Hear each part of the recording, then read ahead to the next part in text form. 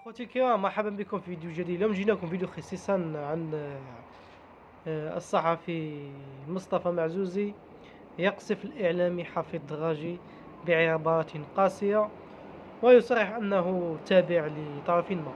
اخوتي، قبل ما نبداو لا تنسوا الإعجاب بالفيديو والاشتراك في القناة وتفعيل الجرس ليصلكم كل جديد مصطفى من حول الليلة. ولسنا بعيدين على 1000 مشترك، فحققوا لي حلمي إن كيما تبغوا كيما نقولوا إلا بغيتو. اذا نخلوكم مع التصريح تاع مصطفى معزوزي. مع اختلاف كبير. انا كنشوف واحد كيما حفيظ دراجي زميل من قطر يعطينا معلومات ويتكلم كانه الناطق الرسمي للفيدراليه، والفيدراليه ما ديرش تكذيب ولا توضيح. ديروا لنا توضيح ماشي هو. لا ليست شطاره صحفي يجيك من قطر ولا يجيك من اليابان. لا ها ولا خوتكم تشوفوا فيه. انا ما غيرش انا اللونجاج هذا سهل. انت حبيت تديني واحد اسئلتي كلها بريئه. انا في سبور ما نفهمش معاه هكذا، وقلتها له فاس.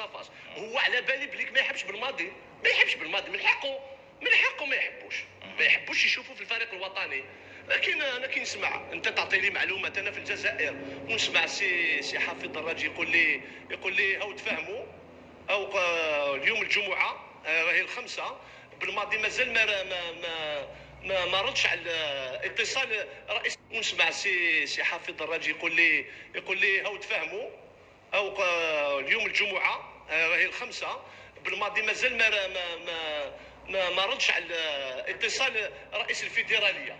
ماذا تريد ان تقول؟ واش نقول صافي دير هذا واش حب يقول. صافي على بالو واش راهو يصرى باي صفه يكون على باله. علاش ماشي على بالك انت يا الاستاذ انايا؟ علاش هو على باله؟ شطاره صحفي. واش شطاره؟ ماشي هكذا اللي تسير امور كره القدم. هو الصحفي ما كاينش الاكسكلوزيفيتي، ما كاينش. لا انت كرئيس فيدراليه لازم عليك. طيب يعني واش المتابعين؟ نعم لازم عليك ياك تنوير الراي العام. ما تفهمش معاه بالماضي، دير ندوه صحفيه يا جماعه. لحد الان بالماضي والفيدراليه مازال ما توصلناش الى اتفاق. طيب حتى نمشي بالمواضيع كامل. جاي لك سيد برايو اسئله المتابعين. يقول لك فتحي بن عبيد واحد من المتابعين: سيد معزوزي، لماذا نقدس بالماضي؟ وثانيا طيب اذا كما سمعتوا خوتي على حفيظ دراجي شغال. هذه هي معزوزي، هذيك هي عقليته يثير لي الجدل. شاك فوا يثير الجدل. انا بدون تعليق على حفيظ دراجي نخلي الحكم ليكم نتوما تقولوا لي في الكومونتير. انا توجور ما نعطيش ردة فعلي باش ما ننورش الراي العام. خليكم نتوما تحكموا. اسكو حفيظ دراجي، قولوا لي اسكو حفيظ دراجي صحفي نزيه ومعلق في المستوى؟ لماذا كما نقولوا جايبها موجمة بالماضي؟ نتوما جاوبوني، نتوما تعرفوا.